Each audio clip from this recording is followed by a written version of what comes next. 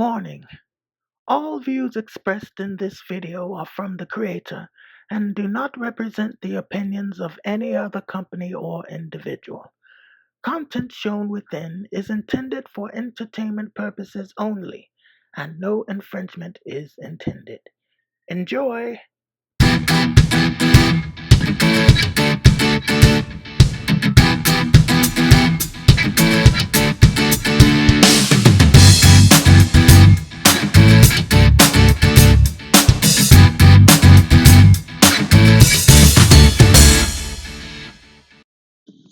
Hey there, this is Birch, and I am talking today about, kind of events, but really the crossovers and the tie-in issues for events, as in the 5,000 tie-ins that you have. That's an exaggerate. Well, maybe not with this War of the Realms event coming up here, but the tie-ins. So first of all, to kind of level set everybody, why are there tie-ins? I've had this question a lot, and I'm always kind of stunned when I hear this question. A customer will come in and say, hey, here's this event. Why does the publisher have to put all these tie-ins into this event? And my answer is for money. I mean, it's actually not a big mystery. It's for money. That's why they do it, because they have an event, and the goal is to maximize as much cash as you can out of this event. And so you do tie-ins.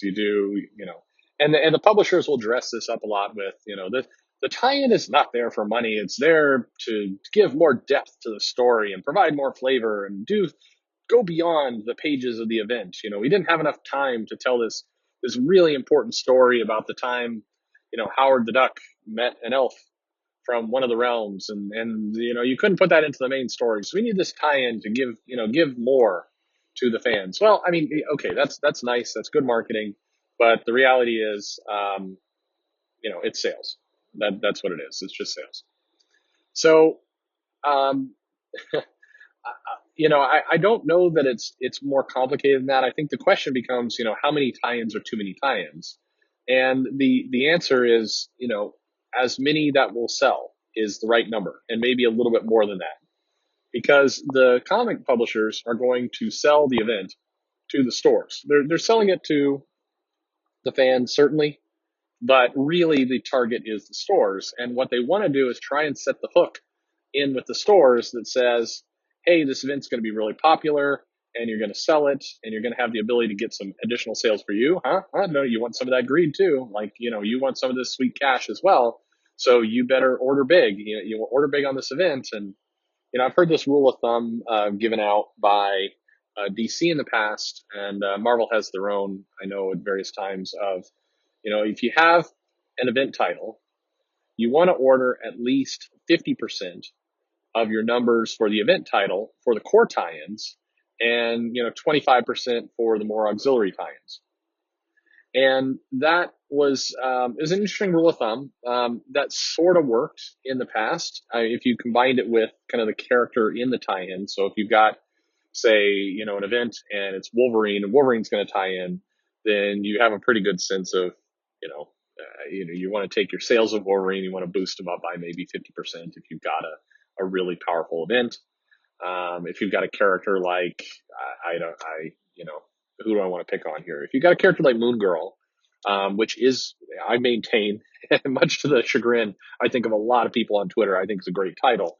But you got Moon Girl, and Moon Girl sells what it sells. And, no offense to Moon Girl, but Moon Girl's not going to move, 100,000 copies in your store. And if you suddenly have it be a War of the Realms tie-in, for example, it's not going to move 200,000 copies. It's just the character is not going to carry over that event like that. So, you'd maybe bump it up a little bit if you believe in the event. Well, the problem that has kind of occurred is twofold. So first off, and I think DC did it first, although Marvel gets credit for it, kind of dubious credit for it.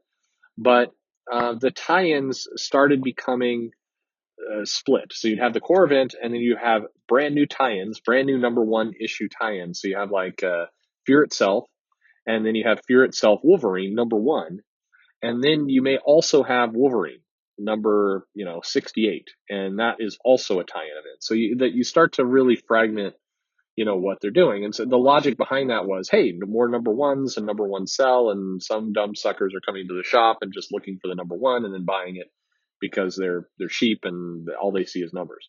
And I think that those days are over. Some people still maintain, hey, number one relaunches, they do sell more, and yeah, maybe no, not really. A character title is going to sell or not sell based on the character book. It's not really going to get into um, beyond that. It's not, you can't artificially make a number one sell if it's a dumpster fire of a character or just somebody people has no interest in. That doesn't work, no matter what you do. So you have this situation going on. So now the events have gotten the tie-ins for the events have gotten a lot more convoluted. Now you have the core event, and you have the new titles that are coming out, and you have the regular titles that are crossing over into it. And you have a lot of kind of different editorial decisions get made over time, like, hey, maybe we shouldn't cross over. We shouldn't have these crossovers into the regular titles because that irritates fans of the regular title who feel like the run is getting interrupted by this event. And for a while, they kind of pursued that strategy. And then at some point, people went, no, there's money to be made here. Forget it. And so you have a lot of kind of things going back and forth. And War of the Realms absolutely looks like it's just going to, you know, positive marketing speaks. It's going to fire on all cylinders. It's going to just take all the books and just dry a little bit of everything. And there's just so many. I mean, I was having this disagreement. They're saying, well, Secret Wars had more tie-ins and more things going on. It may be true. I say maybe because I'm not sure that's true. And also, Secret Wars kind of interrupted everything. I mean, that was just the whole publishing line kind of stopped for a while, and they went this other direction. Well, most of the titles, not all. But War of the Realms that is going to test people's tolerance, patience, stomach for events in ways that we have not quite seen before. And you're seeing reports, and you're seeing articles, and you're seeing a little bit of tease of that. But really, about 2 months from now, you're going to see a lot more of people writing and like, holy cow, this event is just not, I don't want to say brutal, because one of two things will happen. Maybe it will catch, and people are like, this War of the Realms thing is great, and it's going to just pour money into shops and the publisher like never before. That would be a wonderful outcome. It's probably pretty unlikely, because I think we kind of have a feeling of what the events are going to do. And this event is, it's Thor. It's been built for a long time, but it doesn't have the same kind of hook that we've seen in some of the others. It doesn't have the same level of catch, but it could do well. I hope it does well. But more likely, it's going to be kind of this big gluttonous event, and shops will overorder in some cases where they shouldn't, and it will be there. So we're going to see it. But the tie-ins are what's going to be the thing to watch. The core event series is going to do just fine. It's going to sell in the somewhere between 80 to 100,000 per issue. It's the tie-ins that will be interesting to look at and say, are they getting any kind of boost from this event?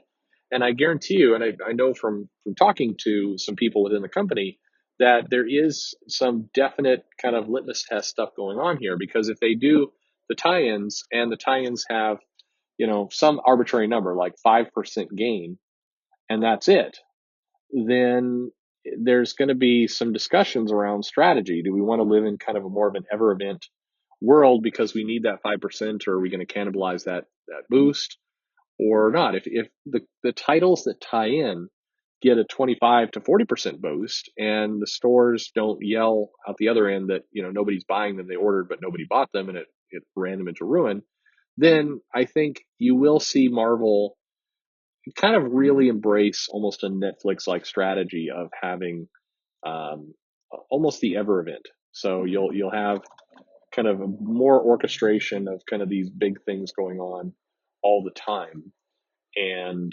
the tie-ins to match them. But it's going to be an interesting time. This War of the Realms, the drama around this event is going to be as much around the sales as it will be, the title itself. I think we've already seen in Avengers, they're teasing a Squadron Supreme storyline and a bunch of other things. So we know at the end of this event, things will never be the same, but a lot of things will be the same. Which is not a knock on Marvel or DC or anyone who runs events. You have a comic to publish, so that comic is going to keep going, forever, or as long as they can. And so these events are designed to tell a new story, an encapsulated story, but don't believe the hype. Don't most people, they don't believe the hype. They get caught up in it anyway. Like, oh, things are the same after this comic. Well, yeah, of course they are, because the comic still has to be published. You're not going to just say, well, things are never going to be the same. We blew up the Marvel Universe and it's over. So everybody go home. We're done. No more comics. That's not going to happen. So anyway, we'll keep you up to date. I'll track this stuff as it goes. In fact, in the months to come, I'm going to take a look at Secret Empire and Fear Itself and Secret Invasion and all the different secret things, Blackest Night, and give you some perspective of how did it evolve over time? How did the tie-ins work? And what worked, what didn't? Because a lot of people have pretty heavy revisionist history at this point about what works with events and what doesn't work with events, and do events ever work? And there's just a lot of statements that get made that are not really true. And so we'll get to the bottom of that and give you some real numbers to work at. So that's it. That's our little tie-in episode here. So as always, click subscribe if you want to subscribe, and notify if you like to notify. And I'm on Twitter if you have questions and want to learn more. And thanks for listening.